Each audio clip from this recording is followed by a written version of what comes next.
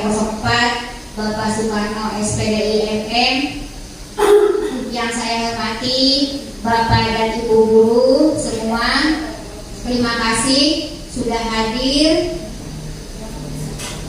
di ruangan ini untuk memenuhi undangan saya dalam acara diseminasi budaya positif. Puji dan syukur kita panjatkan kehadiran Allah Subhanahu wa Ta'ala yang telah memberikan nikmat sehat kepada kita semua, sehingga kita bisa berkumpul di sini. Semoga kita bisa berkumpul di sini nanti mendapat keberkahan semuanya, ya. Shalawat dan salam semoga tercurah limpahkan kepada junjungan Nabi besar Muhammad Shallallahu Alaihi Wasallam. Nah, sebelum acara dimulai, ya, ada sambutan dari Bapak Kepala Sekolah yang akan diwakili oleh Bapak Rudi Pangestu SPD. Kepada Bapak Rudi dipersilakan. Assalamualaikum warahmatullahi wabarakatuh. Bismillahirrahmanirrahim. Ba'du rabbi shrah li sadri wa yassir li amri wahlul 'uqdatam min lisani yafqahu qawli. Yang saya hormati Ibu SPD selaku CGP angkatan 10 yang pada hari ini sudah sampai pada mengangkat sebuah tema budaya positif di SD Darussalam 04, ya. Yang saya hormati Bapak Ibu guru CGP yang lain, Pak Sumardi, Ibu Mardi, dan Ibu guru yang hadir yang pada dalam kesempatan ini menjadi peserta dalam diseminasi ini. Yang berbahagia di hari ini 13 Juni 2024, alhamdulillah KMI sudah sampai pada tahap ini, dan di pekan lalu beliau sudah memaparkan visi dan misi. Semoga diberikan kemudahan dalam proses melaksanakan CDP-nya. Dalam kesempatan ini berkaitan dengan tema yang diangkat, yaitu budaya positif. Budaya cipta rasa dan rasa manusia positif adalah lawan negatif. Artinya apa? Setiap budaya, setiap suatu kebiasaan yang baik yang bisa ditelurkan atau ditularkan dan dibiasakan pada peserta didik. Tentunya berawal budaya positif itu dari kita sebagai guru. Apa yang ada pada guru itulah karakternya yang muncul pada muridnya. Kayak kemarin saya lihat dalam lomba, sang MC mengatakan mirip banget karakter gurunya saat anak menjadi seperti itulah. Kalau dalam konteks keluarga, maafil abah fil abna, apa yang ada seperti itu karakter kedua orang tua, seperti itulah karakter anaknya. Maka dalam konteks di kelas, seperti apa karakter gurunya, seperti itu juga muridnya, lebih jauh, lebih kurangnya seperti itu. Maka harapannya budaya positif ini menjadi satu hal yang dikedepankan dan ditampilkan dalam bentuk perilaku. Antara positif dan negatif itu dia adanya muncul pergantian. Kalau yang positif nggak muncul, pasti yang negatif yang muncul. Biasanya begitu. Maka budaya baik itu ketika dibiasakan, budaya itu hilang. Maka ini sangat strategis untuk dalam rangka membentuk murid yang memiliki karakter seperti yang digaungkan dalam kurikulum Merdeka. Di antaranya adalah yang pertama itu iman dan takwa dan berakhlak mulia. Di situ menjadi salah satu karakter yang mewarnai 5 karakter lainnya. Kalau itu karakter pertama itu guru, yang itu kesananya kreativitas yang buruk, budayanya budaya yang buruk, inovasinya inovasi yang buruk. Dari karakter yang pertamanya itu tidak diterangkan betul dengan guru agama. Itu peran guru agama sangat strategis dalam rangka yang satu yang keren, ya, keiman buat Indonesia, iman dan takwa karakter mulia. Itu menjadi hal yang sangat penting dan strategis dalam rangka yang lainnya, karakter inovasi, kreativitas dan lain-lainnya itu terwarnai dari karakter yang pertama itu. Mungkin teman-teman boleh setuju atau tidak, tapi ini salah satu elaborasi atau pemikiran saya tentang apa yang ada pada kurikulum mereka, yaitu yang 65 atau yang 6 hal itu. Demikian yang bisa disampaikan. Semoga Bu Kemi diberikan kemudahan pada proses selanjutnya, dapat sebuah kemampuan yang sah. Nanti di belakang namanya ada GP, Ibu Kemi SPD GP, kalau nggak salah gitu ya. Iya, guru. Amin ya Allah. Oh GR, sorry, GR atau GP? Ya, intinya itu atas nama kepala sekolah, demikian yang bisa disampaikan. Lebih kurangnya mohon maaf. Wassalamualaikum warahmatullahi wabarakatuh.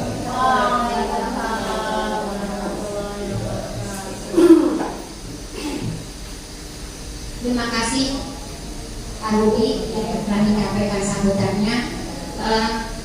Sambutannya sangat menarik sekali ya, itu tentang anak-anak, karena anak-anak itu nanti akan menjadi budaya positif di sekolah.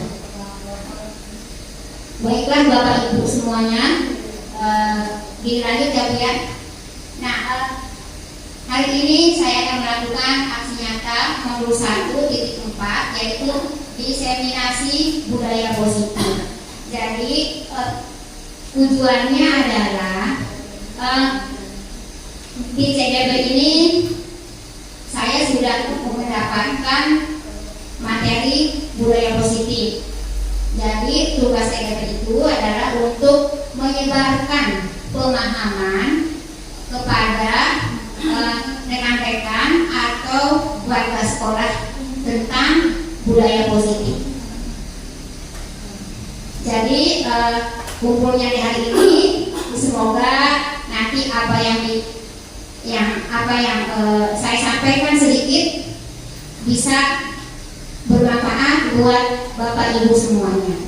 Mungkin ilmunya juga lebih banyak Bapak dan Bu Guru.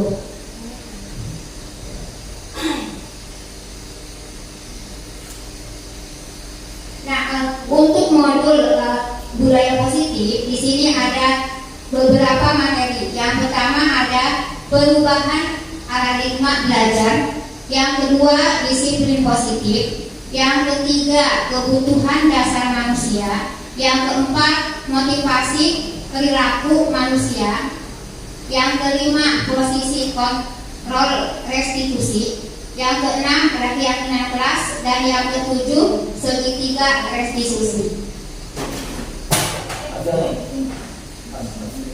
Nah, sekarang yang paradigma baru ya, pembelajaran dengan paradigma baru. Jadi pembelajaran dengan paradigma baru dirancang berdasarkan prinsip belajar dengan berdiferensiasi, sehingga setiap siswa belajar sesuai kebutuhan dari tahap perkembangan untuk mewujudkan profil belajar Pancasila.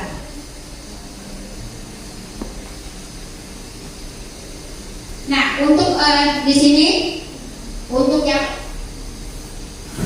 pembelajaran berdiferensiasi adalah itu serangkaian keputusan masuk akal yang dibuat oleh guru yang berorientasi kepada kebutuhan murid. Jadi di yang dengan paradigma ini untuk yang kita melaksanakan pembelajarannya yaitu melaksanakan pembelajaran berdiferensiasi, artinya kita mengedepankan atau melihat kebutuhan murid. Nah, kebutuhan murid itu ada tiga, ada kesiapan belajar, ada minat, dan ada profil belajar murid. Nah, itu semua ya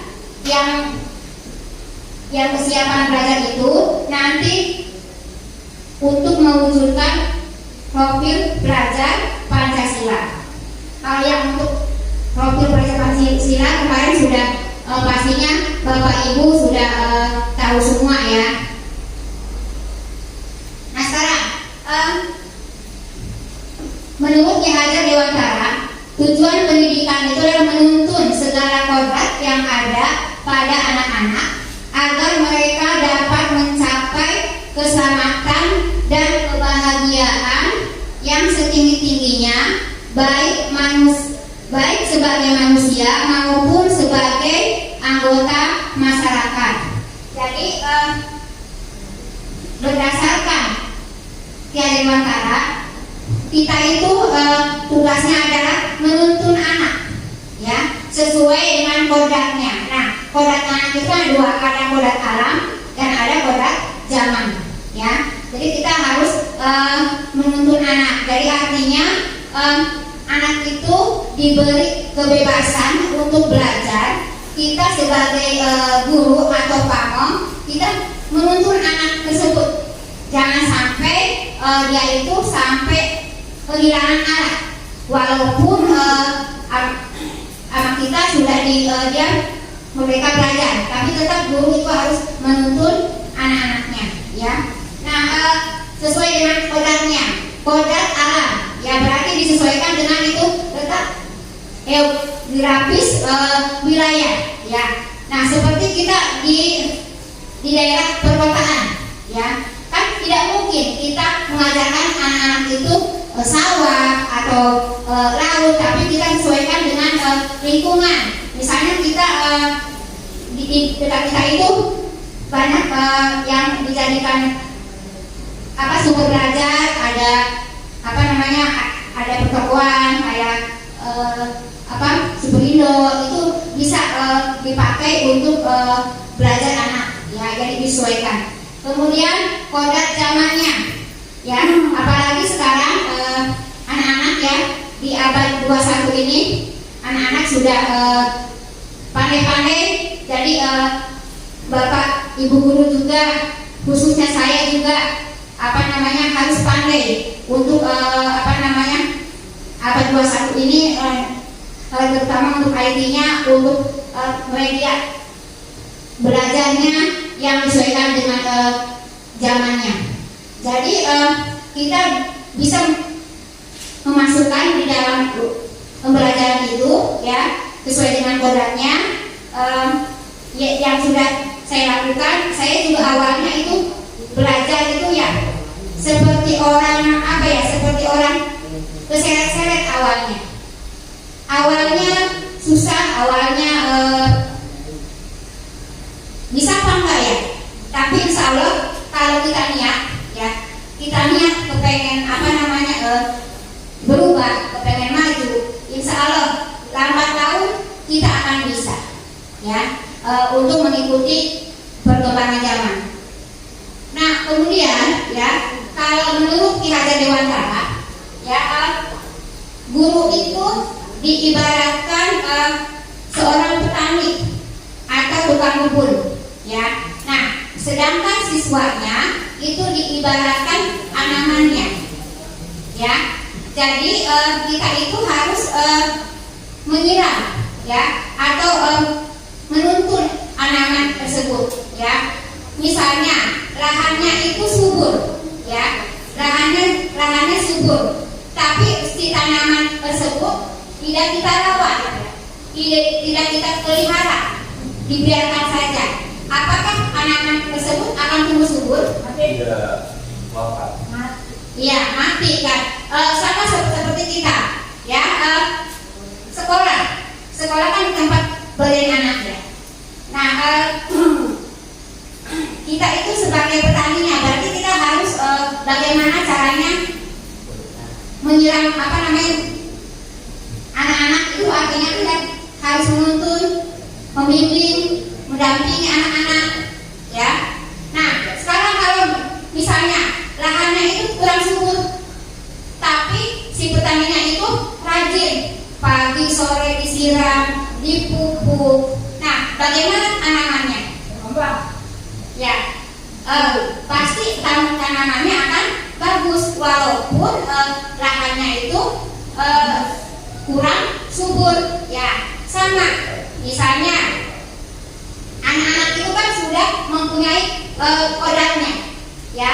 Dari rumah itu dia sudah mempunyai bakatnya, ya, minatnya. tinggal kita dipoles, dikembangkan ya di sekolah agar bakat dan minat anak tersebut berkembang sesuai dengan kodratnya dia ya.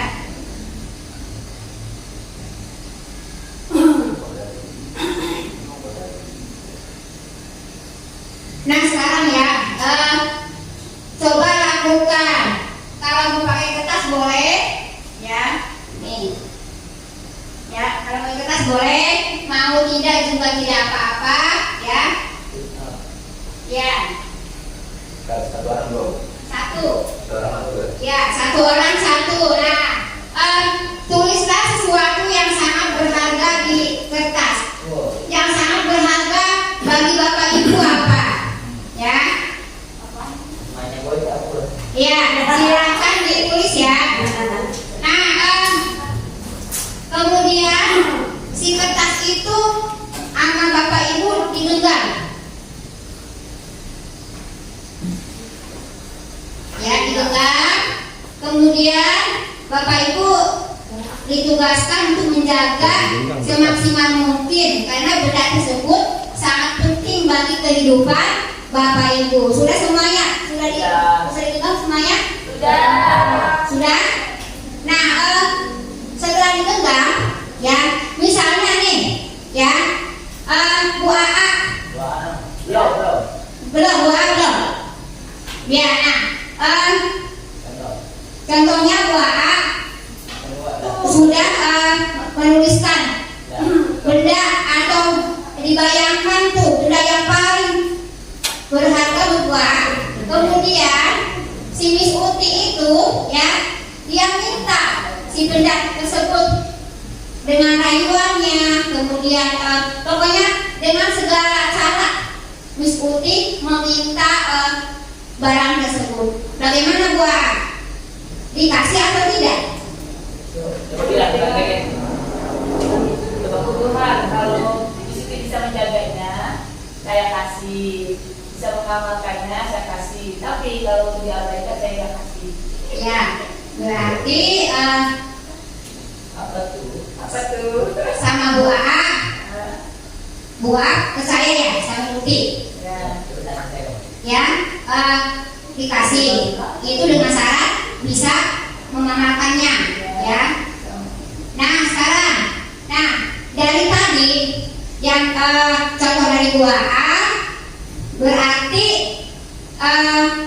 Ibu A itu sudah apa di sini? Oh ya, dalam kegiatan ini sesungguhnya siapa yang memegang kendali atau kontrol untuk membuka atau menutup kepantangan. Nah, tadi kan Bu A itu kan sudah memberikan. Ya, berarti Bu A sudah memegang kendali belum? Hah? Sudah ya? Iya. Nah, sekarang misalnya nih, Bu Silvi. Ya. Bu Silvi nih, si bendanya dipegangin dengan sekencang-kencangnya. Kemudian Bu Ayu itu minta sampai nangis, sampai merengek-rengek.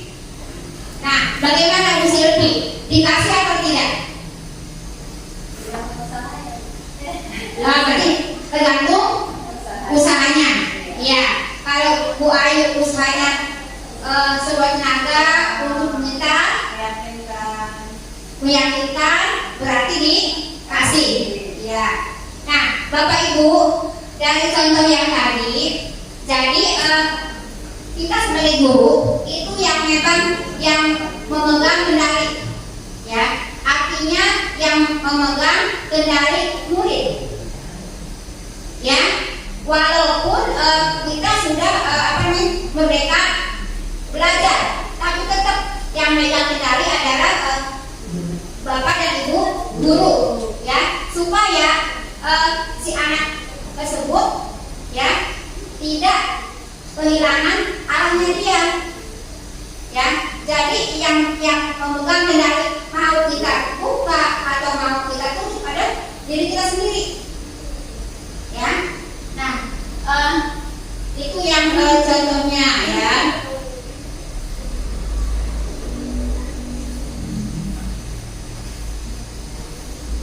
Nah sekarang berarti yang tadi itu adalah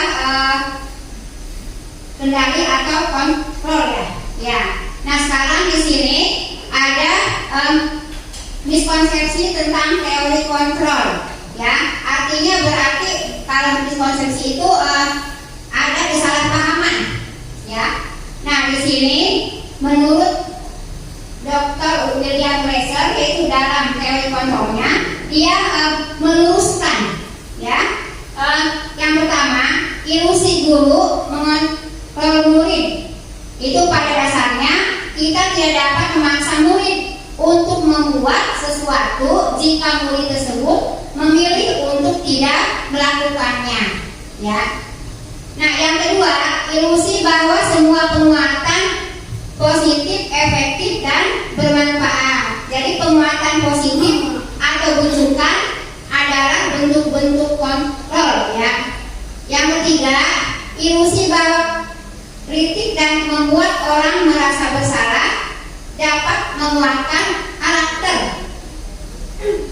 Di sini yaitu menggunakan kritik dan rasa bersalah itu untuk mengontrol murid menuju pada identitas gagal. Jadi kalau kita menggunakan rasa bersalah itu jadi bisa mengakibatkan murid itu pada identitas gagal. Kemudian ilusi bahwa orang dewasa memiliki hak untuk memaksa. Jadi banyak orang dewasa yang percaya bahwa mereka memiliki tanggung jawab untuk membuat murid-murid berbuat hal-hal tertentu. Ya, jadi kalau lihat dari sini, memang yang memegang kendali itu adalah guru ya untuk muridnya.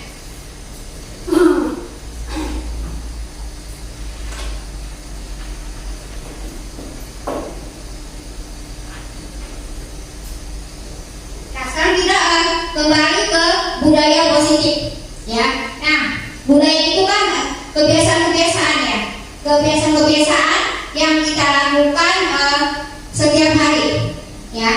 Di sini adalah budaya positif adalah nilai atau keyakinan dari kebiasaan-kebiasaan di sekolah yang berpihak pada murid, sehingga murid menjadi pribadi yang bijaksana dan bertanggung jawab. Kita sudah Bapak Ibu, kita sudah melakukannya di dalam kebiasaan anak-anak dan di dalam pembelajaran, ya. Nah, di sini contohnya ada pembiasaan sholat duha. Nah, itu semua kebiasaan yang kita tanamkan ke anak didik kita, nanti itu semuanya adalah untuk mewujudkan profil pelajar Pancasila, ya. Jadi nanti anak-anak itu memiliki karakter profil pelajar Pancasila. Misalnya nih, sholat duha berjamaah, ya, kan itu ke dimensi yang pertama ya, beriman dan bertakwa kepada Tuhan yang Maha Esa, ya. Nah, selain berjamaah juga berdoa sebelum belajar, ya, berdoa dan sesudah belajar. Kemudian di sini ada bekerja sama, menyapu, ya, menyapu kelas atau piket. Ini juga adalah bentuk tanggung jawab, ya, anak-anak, ya. Ini bisa masuk ke dimensi mandiri, ya. Jadi dia bisa dia bisa menyiapkan lingkungannya itu yang bersih. Jadi tidak tergantung sama orang lain. Jadi kita tanamkan ya supaya belajar bertanggung jawab. Nah, di sini sebelum masuk kelas biasanya kita suka baris ya. Nah, baris berbaris bunga itu sama dengan supaya anak-anak itu disiplin, ya, belajar disiplin, habis itu saling sama gurunya atau mereka begitu datang menyapa teman-temannya dengan ucapan salam. Nah, itu juga adalah karakter murid, ya. Nanti semuanya yang akan mewujudkan profil belajar Pancasila.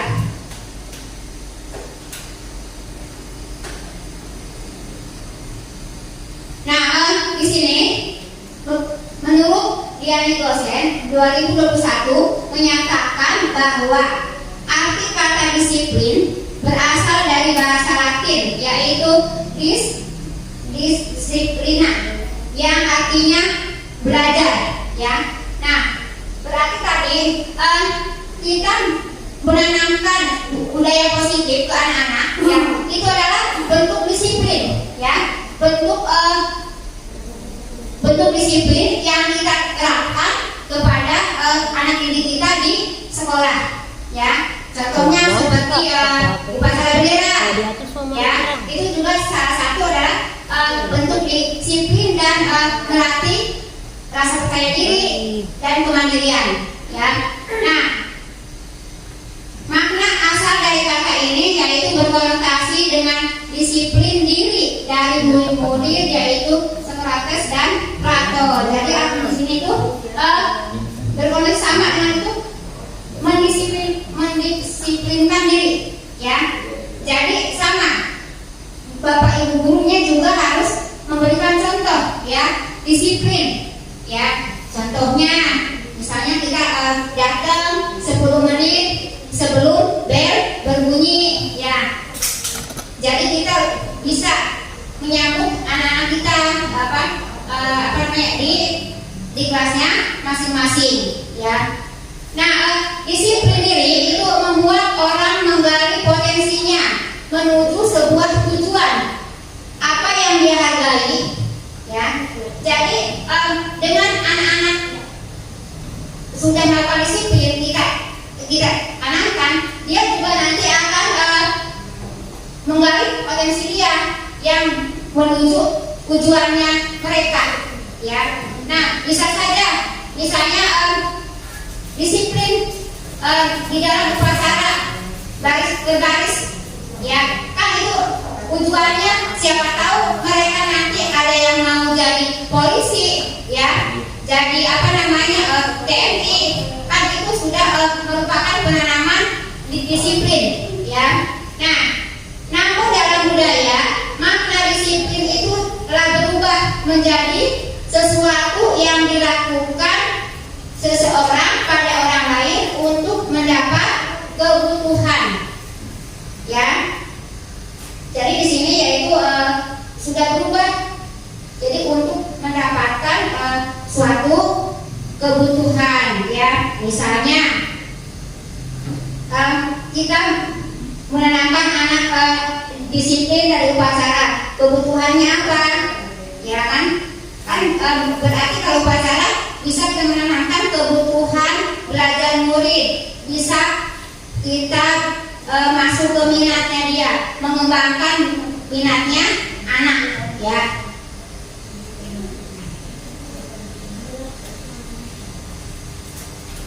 Nah, sekarang disiplin positif, ya.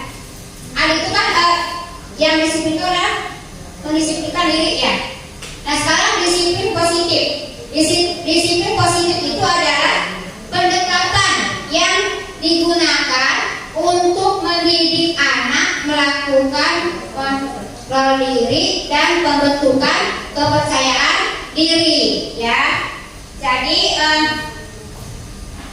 yang kita tanamkan ke anak-anak, kebiasaan ke anak-anak setiap hari, nanti itu akan membentuk budaya positif dan disiplin positif untuk anak-anaknya. Contohnya, kalau pagi anak kelas 5 dan 6 itu kan suka sholat duha, ya, akan dia disiplin. Berarti itu akan dibawa ke rumahnya untuk melaksanakan ibadah, ya. Dia bisa melaksanakan ibadah dengan tepat waktu, dan dia juga kalau libur, misalnya hari libur, dia juga akan melaksanakan sholat duha, ya. Nah, sekarang disiplin positif, ya. Nah, untuk yang pembentukan disiplin positif. Nah, pertama, disiplin positif itu tanpa kekerasan dan tanpa ancaman, ya, melainkan komunikasi tentang perilaku secara efektif antara guru dan murid, ya. Jadi kita menanamkan disiplin kepada anak yaitu tanpa kekerasan,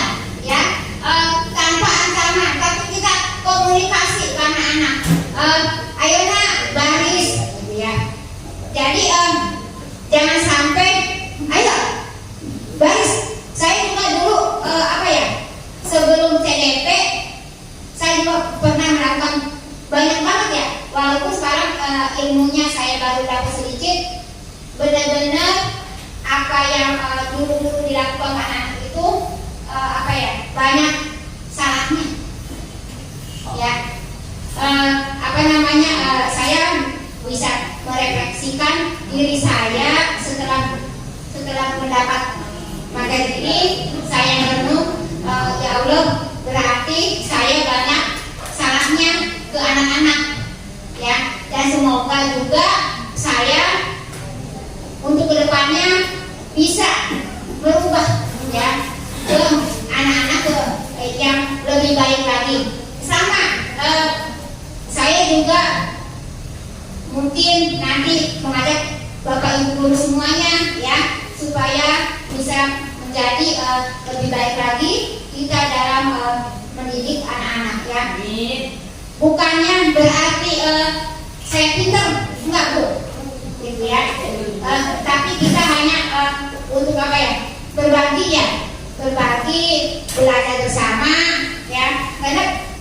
Karena belajar itu saya nih ya, kadang-kadang sama anak senang suka belajar sama anak, terutama soal HP, jujur, ya. Jadi kita belajar juga bisa dari yang baru kita, ya, bisa dari teman sebaya, ya. Nah, kemudian peserta didik diajarkan untuk memahami konsekuensi dari perilaku mereka dan menumbuhkan rasa tanggung jawab dalam diri mereka. Jadi untuk disiplin ini artinya tidak dihukum, ya. Anak-anak itu tidak dihukum, tapi diajarkan untuk memahami konsekuensinya apa kalau misalnya kamu melanggar aturan, ya. Dan juga menumbuhkan rasa tanggung jawab, ya. Jadi kalau kita dengan paksaan itu anak-anak bukannya tanggung jawab, ya. Dia tanggung jawab kalau sama ada bumbunya aja, kalau kita lihatin. Tapi kalau kita melangkah ke belakang satu langkah, ya udah, dia akan mengulanginya lagi. Jadi untuk disiplin ini, yaitu yang pertama kita komunikasi yang baik, ya. Kemudian anak-anak juga diajarkan untuk memahami konsekuensi dari perilaku yang mereka lakukan. Kemudian yang ketiga, menumbuhkan kesadaran murid untuk melakukan suatu tanpa sebutan ancaman atau hukuman, ya. Jadi kita bisa menumbuhkan kesadaran mereka. Jadi untuk melakukan sesuatu itu bukan ancaman atau hukuman atau sebutan atau misalnya diberi hadiah, ya. Jadi artinya kalau dia sudah menyadari mereka melakukan disiplin tanpa ada hadiah-hadiah, berarti itu sebenarnya dia sudah muncul motivasi dari dalam dirinya, ya, bukan motivasi dari teman-temannya. Nah, di sini tujuan pendidik itu adalah menciptakan anak-anak yang disiplin diri, sehingga mereka bisa berperilaku dengan mengacu pada nilai-nilai kebajikan universal dan memiliki motivasi intrinsik bukan ekstrinsik. Nah, ini nilai-nilai kebajikan universal itu adalah nilai-nilai kebaikan, ya, yang disepakati bersama, ya. Itu tanpa memandang agama, suku bangsa, ya. Itu nilai kebajikan itu diantaranya ada di profil pelajar Pancasila. Nah, itu sudah termasuk nilai-nilai kebajikan. Nah, kemudian memiliki motivasi intrinsik, artinya siswa itu dapat mempunyai motivasi dari dalam diri, ya, bukan ekstrinsik, artinya bukan dari luar. Dia misalnya datang pagi-pagi ke sekolah, ya, tapi dia muncul dari hatinya dia, ya. bergerak ya sendiri. Jadi dia datang ke sekolah pagi itu bukan takut sama gurunya dihukum kalau terlambat, bukan ya, tapi dia atas kesadaran dirinya.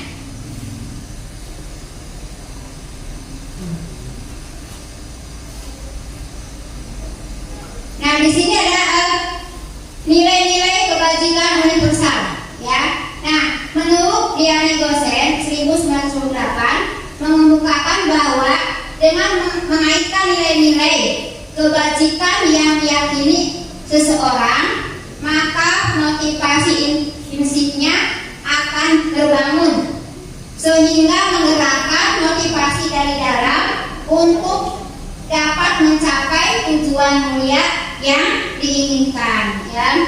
Jadi di sini kalau kita sendiri sudah muncul motivasi intrinsik, contohnya saya nih ya, saya datang pagi ke sekolah, diusahakan misalnya jam 6:30 saya pergi sekolah. Jadi saya datang ke sekolah pagi itu bukan karena pengen hadiah dari kelas sekolah ya, karena bukan sesuatu, tapi itu saya datang ke sekolah pagi itu saya ingin menyambut anak-anak saya ya, karena itu sudah merupakan tanggung jawab saya sebagai seorang guru. Jadi bukan karena hadiah atau pengen dipuji ya. Nah itu muncul dari di dalam diri kita ya. Nah di sini untuk nilai-nilai kebajikan universal, di sini ada topik ajar Pancasila yang pastinya Bapak Ibu semua sudah menerapkannya ya, dan sudah memahaminya. Nah yang kedua ada nih sikap murid ya, ada toleransi, rasa hormat, ada integritas, mandiri, menghargai ya, ada antusias, empati, keingintahuan, ada kreativitas, kerjasama, percaya diri dan komitmen. Nah kemudian ada di sini juga keterampilan hidup ya, yaitu dapat dipercaya, lurus hati, pendengar yang aktif, tidak merendahkan orang lain, kemudian memberikan yang terbaik dari dirinya ya. Jadi ini nilai-nilai kebajikan itu ya sama, kita berarti nanti akan bermuara untuk mewujudkan profil pelajar Pancasila ya. Jadi ini sudah saya yakin Bapak dan Ibu guru untuk memenangkan nilai-nilai kebajikan ini sudah Bapak Ibu terapkan ya ke anak didik kita. Nah ini sebelum dilanjutkan ya, kita SBT dulu ya, tapi main ini menyebutkan kata. Amerika siap Bapak Ibu? Ya. Ya. Nah nanti menyebutkan nama hewan, kemudian dilihat ke temannya, nanti yang temannya menyebutkan nama hewan lagi, tapi dari huruf terakhir. Oke. Zebra. Ya. Dulu. Nah, mulai dari siapa ya? Ya. Dari Bu Endor ya. Dari tiga waktunya untuk menjawab. Ya. Sudah sekolah aja. Ya, ayo. Ya. Ambil. Dari ibu yang paling terakhir. Ya, berarti ini nanti untuk Belanda, nanti Belanda menyebutkan dilemparin mau ke siapa silakan ya. Ya. Ya. Iya, sebut nama. Nih, sebut nama dulu, baru Jawab. menyebutkan kata. Ya. Ya.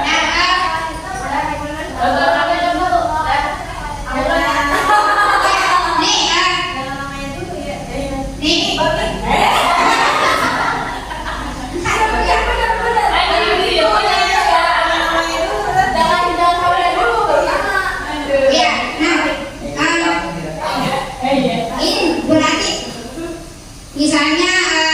ular, beda.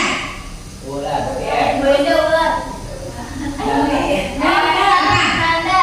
Rusak gitu. Iya, gitu. Ya. Jawab dulu, rusak, lalu kemana? Iya, iya itu. Rusak, ya. Iya. Iya. Nah, sekarang dia itu. Ya, ayo, lanjut. Iya. Ngopi dulu. Hah? Dah, siap ya? Siap. Siap.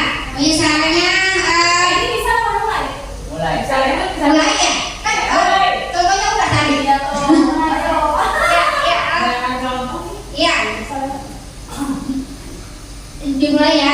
Ya. Apa ya? Ayam. Bu Kiki. Monyet. Tadi.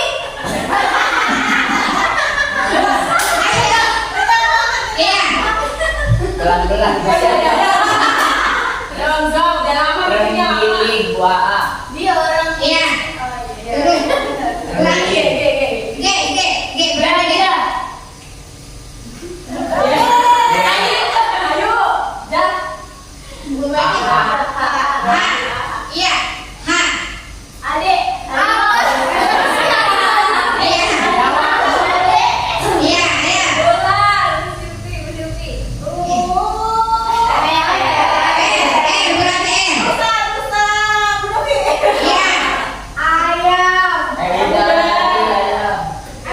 Dari Bukemi kan. Iya. Angsa. Oh, angsa ya. Siapa? Angsa. Berarti A. Ayo aku dulu. Kambing. Kambing. Siapa? Beda.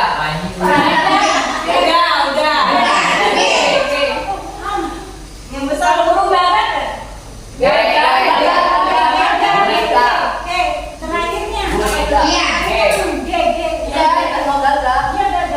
Jaga siapa? Iya. Ayo ke siapa lagi? Kak. Kelinci. Kelinci. Iya. Terus bukan siapa yang belum? Yang belum? Banyak ini. Iya. Itik. Apa? Itik. Iya. Apa? Sudah semua kan ya? Belum. Belum ya? Ayo kita berjamaah. Mirna. Enak apa? Siapa?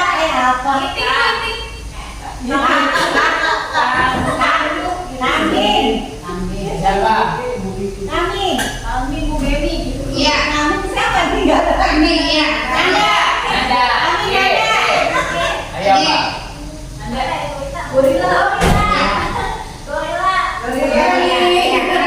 Baiklah Bapak Ibu, terima kasih banyak. Semoga bagus lagi ya. Yang begini bikin puyeng. Kan itu apa melatih juga ya. Baru lagi keluar. Iya. Ayo, dilanjut ya Bapak Ibu. Lanjut. Nah, ada nilai-nilai kebajikan universal. Ini contoh-contohnya sama ya seperti tadi.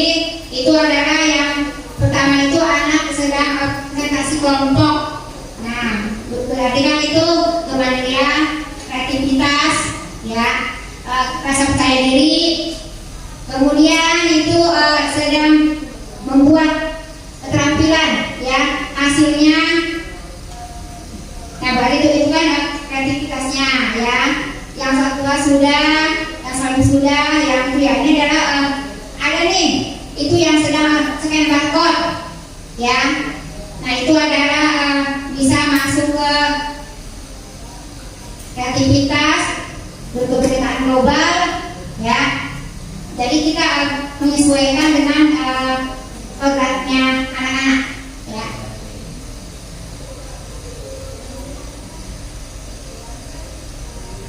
Nah, sekarang nih motivasi perilaku manusia, ya. Nah, ada itu kan kalau kita melaksanakan disiplin, yaitu adalah kita harus muncul motivasinya itu dalam diri atau motivasi intrinsik, ya. Bukan motivasi yang ekstrinsik atau dari teman atau dari lainnya, ya. Nah, di sini motivasi perilaku manusia motivasi perilaku manusia. Yang pertama, untuk menghindari ketidaknyamanan atau hukuman. Ya, kadang-kadang saya juga suka begitu. Misalnya, ini apa namanya, berangkat pagi. Oh iya, hari ini kan ada kepsek. Nah, saya berangkat pagi. Nah, berarti apa itu? Itu untuk menghindari ya ketidaknyamanan. Berarti itu munculnya motivasi yang bersifat eksternal, ya, dari luar. Ya.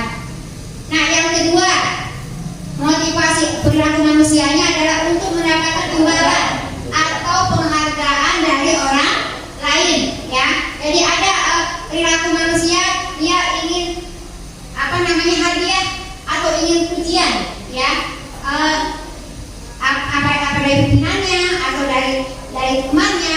Anak-anak juga kan ada yang seperti itu. Ada pengen hadiah dari bapak ibu gurunya, ya. Nah, itu adalah masuknya ke motivasi yang bersifat eksternal, berarti yang dari luar diri kita sendiri, karena kita mengharapkan sesuatu, ya. Jadi bapak ibu guru, saya mengajak, jadi kalau kita datang ke sekolah, berangkat pagi, jangan pengen dipuji, ya, tapi itu adalah karena itu sudah menjadi tugas kita, kewajiban kita, ya, untuk datang ke sekolah untuk mendampingi anak-anak, ya. Jangan karena sesuatu, hari ini saya masuk, nah kepsek, besok kepseknya pulang duluan, saya juga pulang, nah, gitu, ya. Tidak seperti itu. Jadi kita anamkan, ya, motivasi yang dari dalam diri kita. Nah, yang ketiga, motivasinya adalah untuk menjadi orang yang mereka inginkan dan menghargai diri sendiri dengan nilai-nilai yang mereka percaya. Artinya di sini untuk menjadi orang yang diinginkan. Jadi kita ingin menjadi orang seperti apa orang yang baik, ya kan, ya. Kemudian kita bisa menghargai diri sendiri, ya, menghargai diri sendiri dengan nilai-nilai yang kita percaya. Nah, ini yang kedua ini itu adalah motivasi yang bersifat internal, ya, yang muncul dari dalam diri kita sendiri.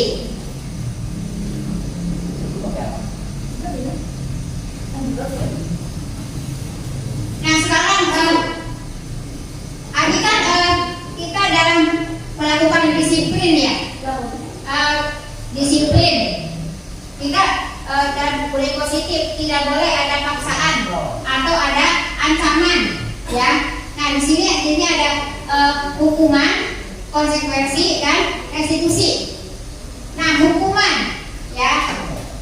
Nah, kalau hukuman itu tidak berencana, murid tidak tahu apa yang akan terjadi, kemudian bersifat satu arah.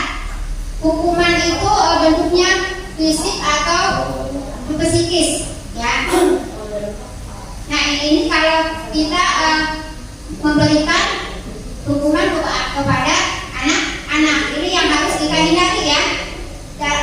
Kita jika ada anak yang terlambat, ya, atau tidak mengerjakan PR, harus kita hindari dalam bentuk hukuman, ya. Nah, sekarang ada yang kedua, konsekuensi, ya, yaitu rencana. Murid tetap tidak nyaman jika guru memonitor murid, ya. Ini konsekuensinya itu sudah terencana, ya, tapi walaupun sudah terencana, tetap murid itu tidak merasa nyaman. Misalnya dia tidak ikut upacara, kita bilang anak-anak, kenapa kamu terlambat, gitu, ya. Kamu tahu kan konsekuensinya kalau terlambat, tahu kan, gitu, ya. Nah, misalnya anak tersebut disuruh dia suruh baris di belakang yang bendera. Nah, itu kan sudah apa namanya, dia tahu konsekuensinya. Nah, sekarang yang ketiga, restitusi. Nah, restitusi ini adalah proses menciptakan kondisi bagi murid untuk memperbaiki kesalahan. Ya, jadi tadi hukuman harus kita hindari. Ya, konsekuensi juga apa namanya, untuk jangka panjangnya juga kurang baik. Ya. Nah, yang ketiga ini restitusi, yaitu kita dalam memberikan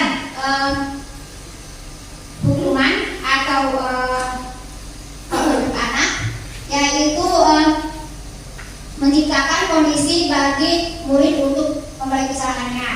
Jadi tidak diberi hukuman, ya, tapi bagaimana anak tersebut bisa memperbaiki kesalahannya, ya, dan dia menyadari ya, apa yang dia lakukan, ya. Nah, sekarang proses kolaboratif yang mengajarkan murid mencari solusi sendiri. Jadi kalau di restitusi itu ada apa namanya, kita kolaborasi anak-anak, ya, untuk mengajarkan murid dia bisa mencari solusinya sendiri.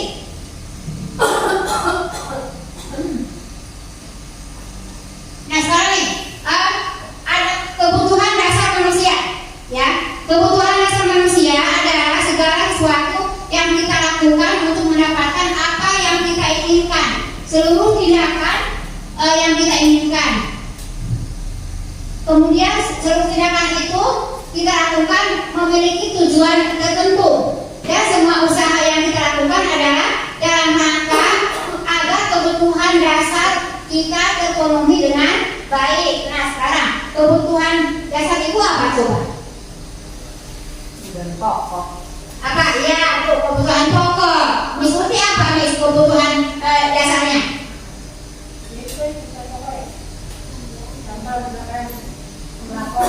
Ya, nah itu adalah menjadi kebutuhan dasar manusia, ya. Nah, sekarang nih 5 kebutuhan dasar manusia.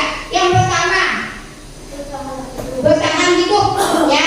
Nah, tadi yang disebutkan sama Bu Latifah, bahan pokok, berarti makanan, pakaian, tempat tinggal, keamanan, kesehatan, ya. Nah, itu masuk pada kebutuhan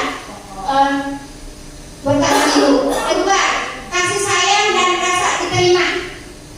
Nah, itu juga kebutuhan kita, kebutuhan anak juga. Jadi ya, jadi di sini pengen yaitu rasa terima, dipedulikan, kemudian kerjasama dan berbagi. Nah, yang ketiga, penguasaan atau pengakuan. Nah, coba Bapak Ibu pengen kan apa Ibu diakui misalnya? Ya, di sekolah ini pengen ya diakui, ya kan, dihargai, ya. Nah, ini adalah kebutuhan yang ketiga, penguasaan, yaitu harga diri, diakui atas prestasi dan keterampilan kita, kemudian juga didengarkan, ya. Kemudian yang keempat, kebebasan, ya. Kebebasan di sini ada otonomi, memiliki pilihan, kemudian mencoba hal yang baru. Nah, yang kelima adalah kesenangan, ya. Nah, untuk yang kesenangan, nah itu misalnya kita bercanda, ya kan, ya, bermain, ya, tertawa. Nah, itu adalah kebutuhan yang kelima untuk kebutuhan dasar manusia. Kalau rekreasi pas rumah. Apa? Rekreasi. Nah, itu berarti sekunder itu apa namanya? Kebutuhan yang kelima. Yang kelima. Ya, akhirnya apa yang kelima ya? Nah, Senang ya. Senang. iya, kesenangan, ya. Masuk yang kesenangan. Nah, sekarang misalnya, nah, kan kita suka menemukan ya, ketika istirahat anak-anak, Bu, makanan saya diambil Bu, sama teman saya. Nah, kalau kita cermati berarti dia itu yang ambil makanan itu dia belum memenuhi kebutuhannya apa dia? Coba di kelas nih misalnya ada Karena saya diambil sama dia. Nah, berarti dia memenuhi kebutuhan asalnya apa berarti? Apa? Makanya tanya, berarti dia untuk bertahan hidup. Kalau kita tanya, siapa tahu dia dari rumahnya itu belum sarapan, ya kan ya? Mungkin tidak dibekali makanan sama orang tuanya, ya. Nah, sekarang lanjut ya. Nah, tadi kebutuhan dasar manusia, ya. Nah, sekarang ini 5 posisi kontrol guru, ya. Jadi nih kita di dalam kelas mempunyai 5 posisi kontrol guru. Yang pertama, penghukum, ya. Jadi guru itu ada yang misalnya posisinya dia sebagai penghukum. Nah, yang penghukum ini di sini adalah misalnya dia menghukum anaknya. Dia kata-kata yang dikeluarkannya, contohnya kayak patuhi aturan saya, awas atau awas, kamu selalu saja salah. Ya, jadi misalnya ada anak yang terlambat atau tidak mengerjakan PR, ya. Contohnya saya mengatakan patuhi aturan saya atau awas ya. Nah, itu berarti kita di posisi sebagai penghukum. Kemudian yang kedua, ada posisi membuat merasa bersalah. Jadi seanak itu jadi merasa bersalah. Ini ucapannya seperti ini. Ibu sangat kecewa sekali dengan kamu. Berapa kali bapak atau ibu harus memberitahu kamu, ya. Jadi kalau misalnya kita dalam ada anak-anak yang terlambat atau tidak mengerjakan PR, ya, kita ada di posisi mana. Kemudian kita posisi guru sebagai teman, ya. Ini ada ucapannya. Contohnya, ayo bantulah demi ibu ya. Ya sudah, ini tidak apa-apa, nanti ibu bantu bereskan. Nah, itu berarti sebagai teman. Yang keempat, pemantau. Nah, sebagai pemantau, ini yang ucapkannya misalnya peraturan apa, misalnya dia terlambat, ya. Kemudian mengucapkan peraturannya apa, kemudian sanksi atau konsekuensinya apa. Nah, berarti itu ada di posisi pemantau. Nah, yang kelima yaitu posisi manajer, ya. Nah, di sini apa yang kita yakini. Jadi kalau posisi manajer, kita kembali kepada keyakinan kelas atau kesepakatan kelas. Kan kita selalu di awal pembelajaran ya Bapak Ibu, ya, kita sudah buat, ya, membuat bersama anak-anak keyakinan kelas, kita tempel, ya, di tembok, ya. Nah, kalau guru dia memposisikan diri sebagai manajer, akan selalu mengingatkan keyakinan kelasnya, ya. Jadi di sini apakah kamu meyakininya? Nah, dari kelima posisi kontrol guru ini yang lebih baik, ya. Kalau yang penghukum itu maksudnya untuk psikologis anak kurang baik, ya, yang untuk penghukum. Jadi kita sebagai ada di posisi manajer. Kalau kita walaupun mundur, itu jangan sampai ke penghukum lagi, tapi kita mundurnya sedikit, jadi ada di posisi pemantau, ya. Jadi kita harus memposisikan dalam menyelesaikan masalah anak itu ada di posisi manajer. Walaupun kita bisa tidak mau sebenarnya, tapi mundur nih ke belakang, tapi jangan terlalu jauh mundurnya, ya. Kita ada di posisi pemantau, ya. Nah, ini contoh penerapan 5 posisi kontrol, ya. Nah, kasusnya siswa tidak memakai atribut lengkap saat upacara bendera, ya. Karena ini kadang-kadang suka saya tangani juga, tapi setelah belajar ini, berarti apa yang itu juga salah, ya. Gitu. Jadi saya jadi introspeksi diri, ya. Nah, kalau sebagai penghukum, ya, dia akan berkata patuhi aturan sekolah, lalu barisnya memisahkan diri besok kalau ada anak yang tidak mengatribut, berarti jangan sampai anak itu disuruh baris pisah ya. Ya. Nah, sebagai pembuat merasa bersalah, ya. Nah, guru akan berkata, berapa kali bu guru harus memberitahu kamu, ibu kecewa sama kamu, ya. Nah, itu sebagai pembuat merasa bersalah. Kemudian sebagai teman, ayolah yang tertib, buatlah ibu bangga. Kali ini tidak apa-apa salah. Nah, itu sebagai teman. Nah, sekarang sebagai pemantau, kamu sudah melanggar apa peraturan dan konsekuensinya. Nah, kalau ada di posisi manajer, berarti apa kamu masih ingat keyakinan kelas kita? Kira-kira bagaimana kamu akan memperbaiki kesalahan ini? Ya. Nah, berarti itu ada di posisi manajer. Misalnya ini ada penerapan yang untuk posisi kontrol guru, ya. Mungkin sampai sini ada yang mau tanyakan? Nah, sekarang mengapa keyakinan kelas? Mengapa tidak peraturan kelas saja? Nah, ini ada pertanyaan nih, ya Bapak Ibu. Mengapa kita memiliki peraturan tentang menggunakan helm pada saat mengendarai motor? Siapa yang mau jawab? Apa? Ya, takut ditangkap polisi katanya. Terus siapa lagi?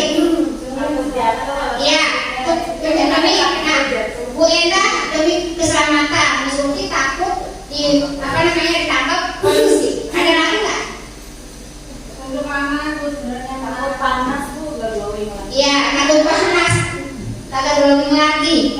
Iya. Nah, sekarang yang kedua, mengapa kita memiliki peraturan tentang penggunaan masker dan mencuci tangan setiap saat?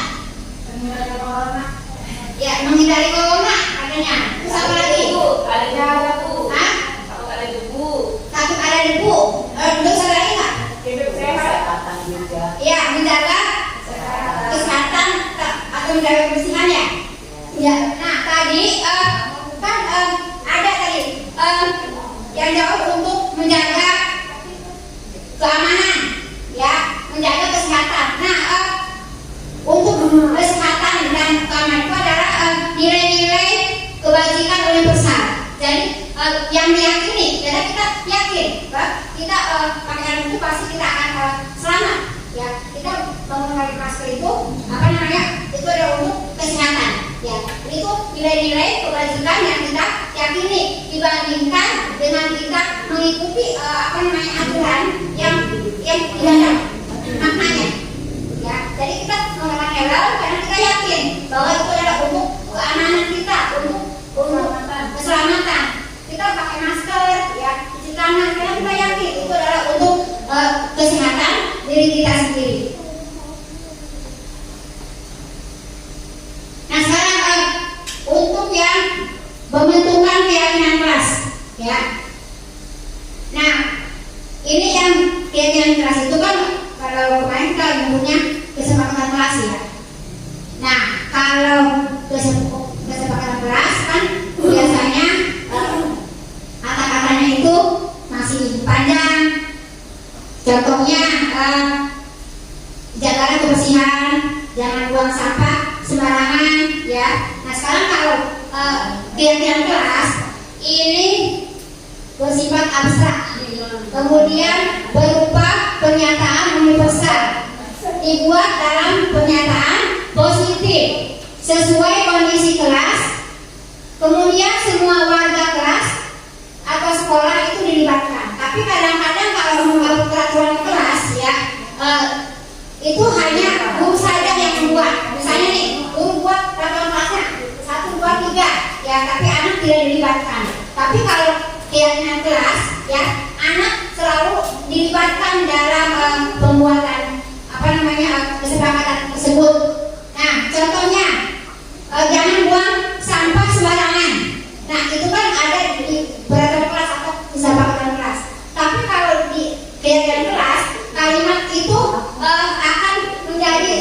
kalimat yang abstrak, misalnya kebersihan lingkungan.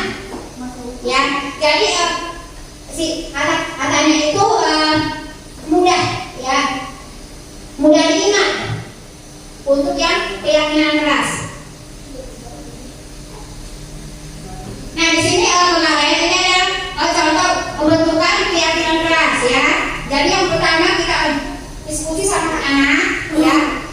Diskusi anak-anak disuruh meluangkan ide-idenya, ya, dikumpulkan semuanya, semua siswa harus menyampaikan keinginan mereka atau ide mereka. Kemudian semua idenya itu ditempelkan atau dibacakan, ya. Nah, habis dari situ baru didiskusikan lagi, disimpulkan bersama-sama sehingga menjadi keyakinan kelas, ya. Jadi bedanya kalau sama peraturan kelas, kalau peraturan kelas kadang-kadang tidak melibatkan siswa, hanya gurunya saja yang membuat. Tapi kalau keyakinan kelas itu semua warga kelas atau warga sekolah dilibatkan. Nah, sekarang nih segitiga restitusi. Nah, segitiga restitusi ini adalah satu pendekatan, ya, untuk menyelesaikan masalah anak-anak, ya. Itu suatu proses dialog yang dijalankan oleh guru agar dapat menghasilkan murid yang mandiri dan bertanggung jawab. Nah, dalam segitiga restitusi ini ada tahapannya. Yang pertama, menstabilkan identitas, ya. Yang kedua, validasi tindakan yang salah. Dan yang ketiga, menanyakan keyakinan kelas. Jadi kalau dalam menyelesaikan masalah, kalau menggunakan restitusi, jadi nanti anak-anak itu bisa menemukan bagaimana caranya untuk memperbaiki kesalahannya, ya. Nah, di sini menstabilkan identitas, ya. Nah, jadi ketika kita menyelesaikan masalah sama anak-anak, dalam tahap pertama menstabilkan identitas itu, nah, kalimat yang diucapkan oleh guru, misalnya tidak ada manusia yang sempurna. Jadi kita artinya mengembalikan lagi ke identitas anak, ya. Kemudian ibu guru juga pernah melakukan itu, atau yang pertama berbuat salah itu adalah wajar. Ini ada di tahap menstabilkan identitas. Yang kedua, validasi tindakan yang salah.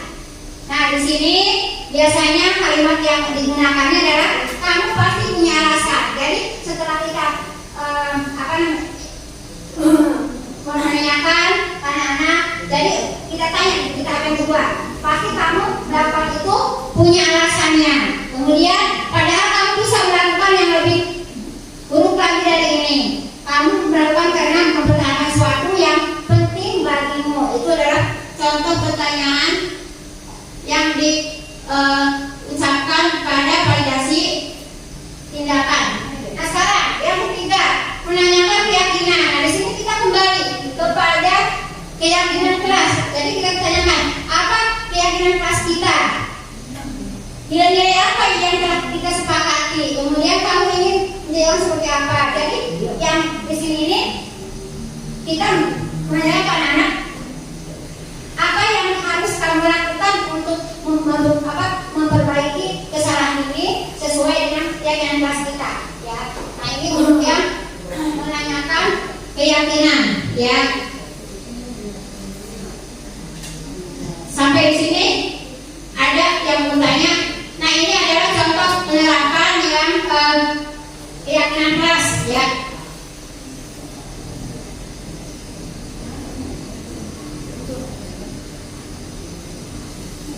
Suaranya ada ya? Iya, nggak kuat. Gak paham.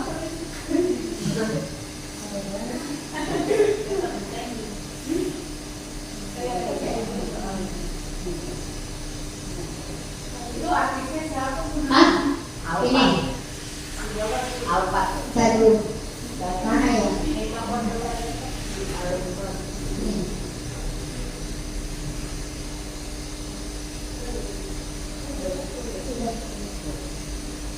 ini apa namanya?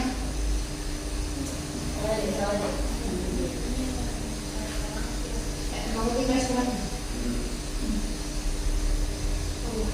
Oh iya kan, sama artisnya nggak ada ya? Ya benar ya, sama artisnya ada. Nah ini adalah contoh apa namanya sertifikat restitusi ya. Bapak Ibu semuanya, itu yang materi yang saya sampaikan. Mungkin ada yang mau bertanya? Ada Bu. Ya silakan Bu. Boleh bertanya. Boleh. Nah, Ya. tadi kan ada keyakinan kelas ya. Kita kan sudah membuat sedemikian rupa dengan keyakinan itu anak-anak, ya. Terus tiba-tiba anak-anak itu melanggar dengan keyakinan kita buat. Nah, bagaimana kita menyampaikan yang melanggar itu kepada anak tersebut? Jadi saja, terima kasih. Terima kasih Bu. Ya. Jadi kita sudah membuat ya anak-anak, tapi anak-anak tetap melanggar. Nah, ketika anak-anak melanggar peraturan, ya, nah kita selesaikannya dengan sertifikat restitusi, ya. Di awal kan ada masalah identitas, ada validasi tindakan, yang ketiga ada menanyakan keyakinan kelas. Jadi ketika mereka melanggar keyakinan kelas, kita diingatkan lagi, ditanya lagi apa keyakinan kelas kita, ya. Nah, apakah perilaku kamu itu sesuai enggak dengan keyakinan kelas yang sudah dibuat? Nah, setelah itu apa yang akan kamu lakukan? Atau untuk memperbaiki diri sesuai dengan keyakinan kelas tersebut? Memang kita harus selalu mengingatkan kepada anak-anak kita, ya. Jadi di dalam menyelesaikan masalah dengan anak, kita harus selalu mengaitkan dengan keyakinan kelas yang mereka yang sudah dibuat bersama, ya. Mungkin itu Wak. Ya, makasih Kevin. Ada lagi? Ya, kalau tidak ada,